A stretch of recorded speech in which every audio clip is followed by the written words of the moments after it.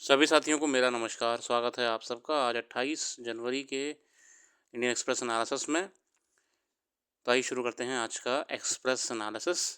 पहले पेज पे खबर आती है, भारत चाइना के बीच वापस से बेहतर होते संबंधों को लेकर। जी हाँ मेरे साथियों, मानसरोवर यात्रा जो कि 2020 से बंद चल रही थी और कहीं ना कहीं टेंशन्स भी थी भारत और चीन के बीच में। अब डिप्लोमेटिक टॉक्स के बाद ये फिर से शुरू कर दी गई है भारतीयों के लिए। उत्तराखंड में यूनिफॉर्म सिविल कोड लागू कर दिया गया है और डोनाल्ड ट्रंप साहब ने माननीय प्रधानमंत्री नरेंद्र मोदी जी से फ़ोन पे वार्ता करी है और आने वाले भविष्य में दोनों देशों के बीच में सकारात्मक डिप्लोमेसी का भी एक इशारा करा है। आगे बढ़ते हैं आज के एडिटोरियल्स की तरफ। तो आज हम देखेंगे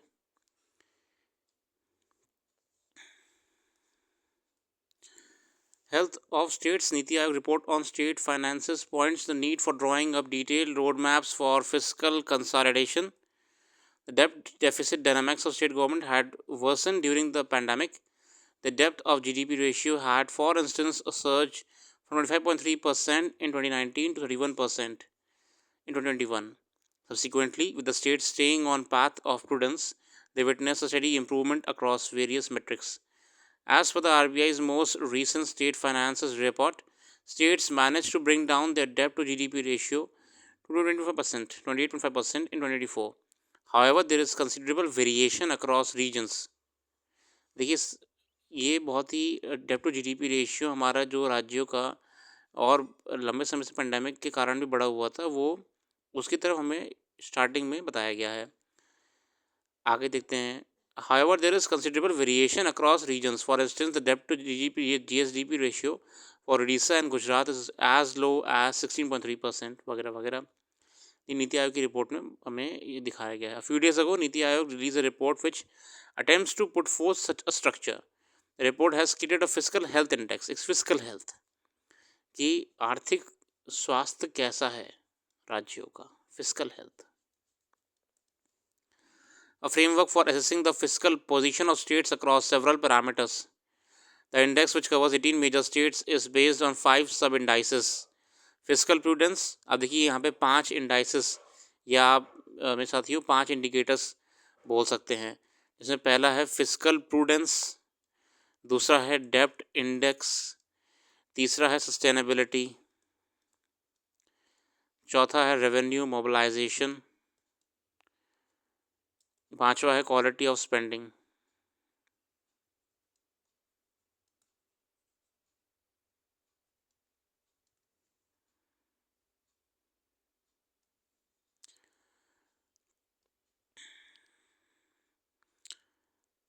This allows for not only assessing the performance of state across various indicators, but also identifying the areas for improvement and can perhaps help promote best practices.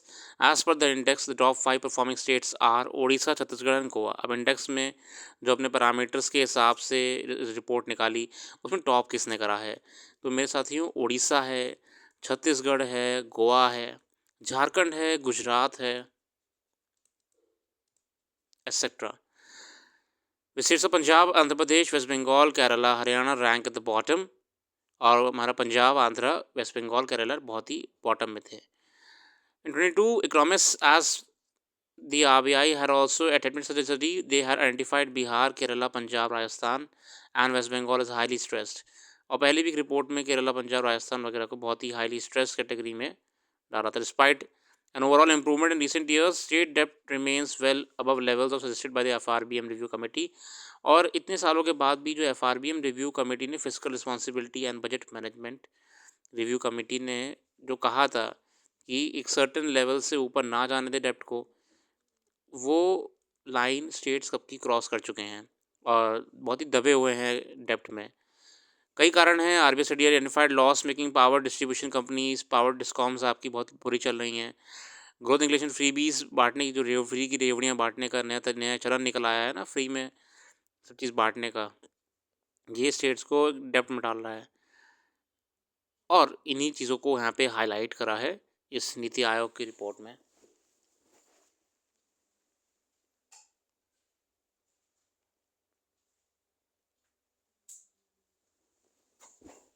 आगे देते हैं safety first. Environment Ministry panel have been hastily in clearing the dam on Teesta River. Due process must be adhered to. अब यहाँ पे Teesta river को लेकर environment ministry ने in October 2023, glacier flood ravaged 4 districts of Sikkim, killing more than 40 people and washing away 60 meters high dam of Teesta River. ये हम जानते हैं जो 23 में बहुत बुरी ओवर फ्लडिंग की वजह से डैम टूट गई थी सिक्किम में, उसके बारे में हमको याद दिला रहा है article. The Environment Ministry's Expert Appraisal Committee (EAC) has cleared a proposal to construct a 118 meter high dam in this place. उसकी जगह पे अब एक नई डैम बनाई जाएगी जो पहले आपका टूट गई थी, उससे अप्रूवल दे दिया है डैम को. इस particularly disquieting that the EAC has allowed the dam's construction before its own safety related questions were addressed. As reported by the newspaper, the EAC was not convinced by structure's ability to withstand the force of flood waters. और ये बड़ी विरोधाभास अपने आप में है कि वो बिल्कुल भी जगह ठीक नहीं है, उस डैम वगैरह का स्ट्रक्चर मजबूत नहीं है जो इतना स्ट्रॉन्ग फ्लो ऑफ रिवर को होल्ड कर पाए, specially in the conditions of flooding. Teesta Third is a part of mega hydel power project in the eastern Himalayas that was envisaged more than 2 decades ago. The project has been dogged by ecological and safety-related concerns.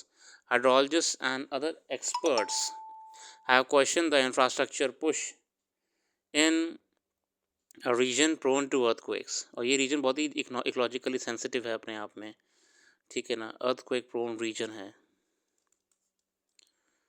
A section of the local population has opposed the project because its construction involves alteration and destruction of parts of mountains. और देखिए वहाँ के जो local residents हैं उन लोगों ने विरोध करा है. उन्होंने कहा कि भैया ये जो आप डैम बनाएंगे इससे आप क्या करेंगे, लोकल इकोलॉजी को बहुत नुकसान पहुँचाने वाले हैं.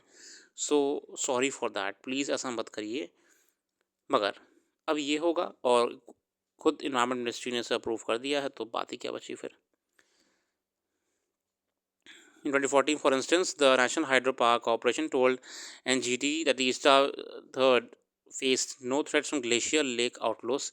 यहाँ हम GLOF की बात कर रहे हैं, ग्लेशियर लेक आउटफ्लो. इसका सर्वे भी हुआ था कुछ दिनों पहले, इंडियन एक्सप्रेस में आर्टिकल भी आया था, आप पढ़िएगा. एक तो आप देखिए इसी बहाने से आर्टिकल लेके आपको पता क्या लग रहा है, आप पढ़िएगा टीस्टा रिवर का क्या ओरिजिन है, क्या फ़्लो है, किसकी ट्रिब्यूटरी है, कौन से स्टेटीज़ से गुजरती है, कौन से स्टेट में, स्टेट तो पता लगी है आपको. अब इसके अलावा जो सेकंड टॉपिक निकल के हमारे सामने ये आ रहा है कि व्हाट इज़ GLOF, और ये बहुत ही इंपॉर्टेंट कंसर्न है. ग्लेशियर लेक आउटफ्लो सर्वे भी हो चुका है इसका हाल ही में कुछ महीनों पहले. और इसके अलावा आप एक और टॉपिक अगले निकल के आ रहा है कि what is the ecological significance of dams. हानिकारक हैं, नुकसानदेह हैं, कैसे वो स्थानीय इकोसिस्टम को नुकसान पहुंचाती हैं या नहीं पहुंचाती हैं, what ever is their impact on the nearby regions.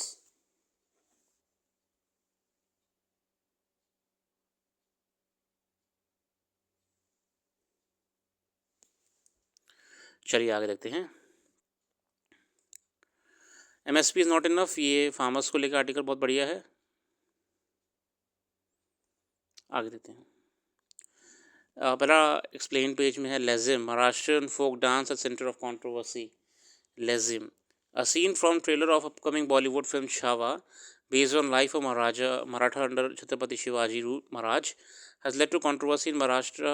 Actor Vicky Kaushal, who portrays the king, is seen performing the Lezim dance alongside actress Ashmika Mandana, who plays Shambhaji's wife, Marani Yeshubhai in the film. अब एक picture आ रही है, उसको लेके यहाँ पे थोड़ा सा विरोध हुआ. हमारे लिए उस कंट्रोवर्सी में जाना ठीक नहीं है, मगर हम जानने का प्रयास करेंगे हमारे एग्जाम पॉइंट ऑफ व्यू से what is actually happening and what is the dance they are discussing here.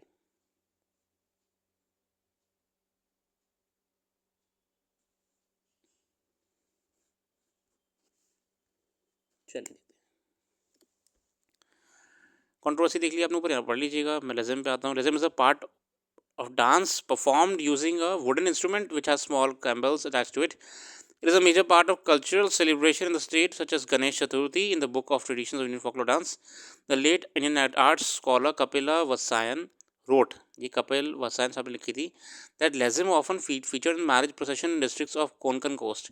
और ये बेसिकली शादी वादी के समारोह पे ये आपको देखने को मिलेगा आपको वगैरह वगैरह. A small mallet is made of a thin wood, लकड़ी का जो पीस होता है यहाँ पे, with a piece of metal strung together with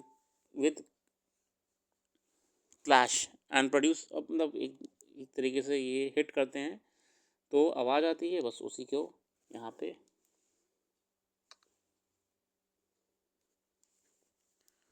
sorry, which clash and produce a sonorous sound when swinging. Lazim is a much of a rigorous physical exercise, a drill as a dance.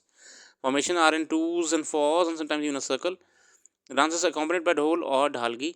There are no wind or string instruments accompanying it. Often there is no song accompaniment with either. But of late, sometimes a song is sung. तो यहाँ पे थोड़ा सा एक brief Chhatrapati Shivaji महाराज के बारे में रखा है. Chhatrapati Sambhaji Maharaj was the eldest son of Chhatrapati Shivaji Maharaj. He came to power in 1681. तो यहाँ पे संभाजी महाराज जी की बात हो रही है. 1681 में ये पावर में आए थे.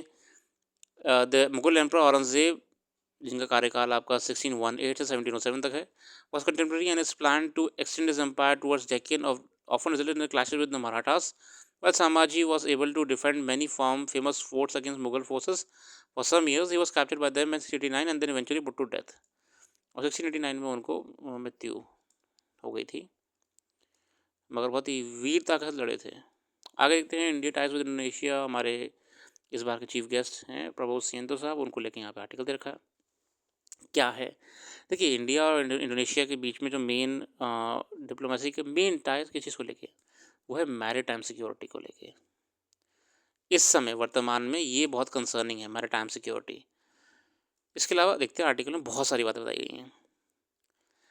पूरा इतिहास दिए हुए. United against colonialism, the shared experience of colonialism and common post colonial goals of political sovereignty and economic self-sufficiency drove India's friendly bilateral ties with Indonesia.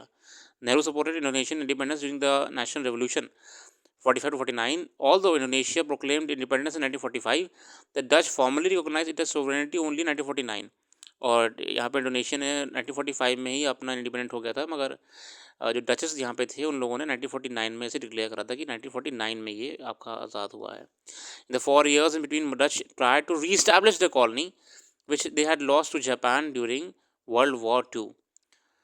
अब यहाँ बाकी कहानी बताई हुई, सब देख लीजिएगा. In July 1947, Nehru sent the young Biju Patnaik to besiege Jakarta to evacuate Indonesian Prime Minister Sultan Syahrini and Vice President Mohammad Hatta. हाँ, ये बहुत इंपॉर्टेंट है. यहाँ पे बीजू पटनायक जो उड़ीसा में आपके बहुत ही फेमस लीडर रहे हैं, उनका रोल यहाँ पे इंडोनेशियन रिलेशन में वहाँ पे भी बहुत याद करा जाता है. ठीक है, उस समय बीजू पटनायक साहब बहुत ही मजबूती के साथ मदद करने गए थे तब के प्राइम मिनिस्टर सुल्तान syahrini साहब की.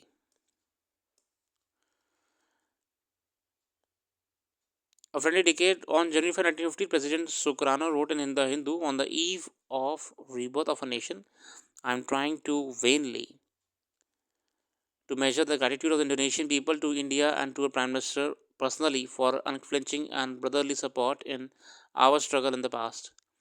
Later the month, Sukarno was a chief guest in India's first Republic Day. बाकी हमारे बीच के अच्छे इतिहास को लेके बताया हुआ उन्होंने. मेरे देखिए मेरा टाइम है, इस समय हमें इंडोनेशिया लिंक है एक तरीके से यूएस और हमारे बीच में भी. दूसरी बात है पैसिफिक ओशन में हमारा एक अच्छा एलाई भी है, हमारा भी यूएस का भी एलाई है इंडोनेशिया. और जो आसपास के आपके आइलैंड नेशंस हैं, आप देखेंगे मैप में एक बार, तो इंडोनेशिया का बहुत सिग्निफिकेंस अपने आप में पड़ जाता है. To also counter the South China Sea issue and also to counter the Chinese expansionist policy in the South China Sea region. Ties since Low-East. Following the economic reforms, India sought opportunities to push trade and economic cooperation. Prime Minister Rao's government launched the Low-East policy. India aimed to foster ties with South Asian nations which were emerging as some of the world's fastest growing economies. और Low-East policy देखिए नरसिम्हा राव साहब का time चल रही है. Since 2000, every Indonesian president and Italian prime minister and Indian prime minister have visited the country. Indonesia today is India's second largest buyer of coal and largest buyer of crude palm oil. India is Indonesia's second largest buyer of coal. हमारे बीच में कोल का व्यापार होता है और crude palm oil का. Key Indian exports include refining petroleum products, commercial vehicles, telecom equipments, agriculture commodities. With Prabhu visit coming early in his tenure, he assumed. और देखते हैं Why Jordan Egypt don't want Gaza refugees. ये एक नई समस्या उस क्षेत्र में आ रही है.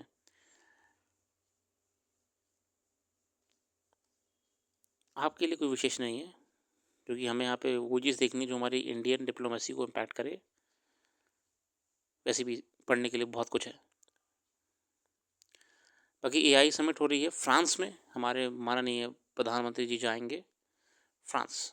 AI एक्शन समिट है ये.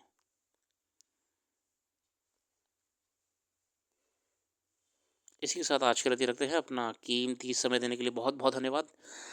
अगर आपको ये वीडियो पसंद आई तो आप हमारी वेबसाइट को भी ज़रूर विज़िट करिएगा. उसमें आपको डिटेल में करंट अफेयर्स देखने को मिलेगी, जो कि आपके लिए बहुत ही शॉर्ट में और इम्पॉर्टेंटली टॉपिक्स को सब्जेक्ट वाइज डिवाइड करके दी हुई है.